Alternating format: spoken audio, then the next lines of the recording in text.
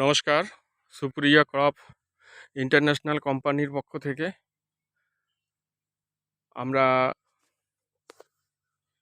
এই বিশ্বনাথ রায় মালসাগাঁও নিবাসী এই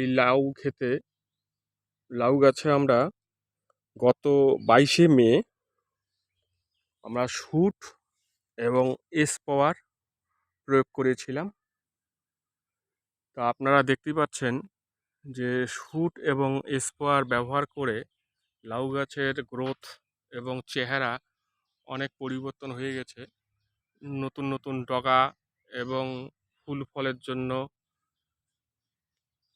খুব সুন্দর একটা গাছের গ্রোথ তৈরি হয়েছে। যাই হোক, আমরা বিশ্বনাথ দার কাছ থেকে দুই একটি কথা আমরা শুনবো। আচ্ছা বিশ্বনাথ দা, আপনি এই যে শুট আর স্পোয়ার যে ব্যবহার করলেন, করে আপনি কি উপকার পেলেন আর কি? হ্যাঁ। আগের তুলনায় অনেকটা ক্ষেত আমার হুম।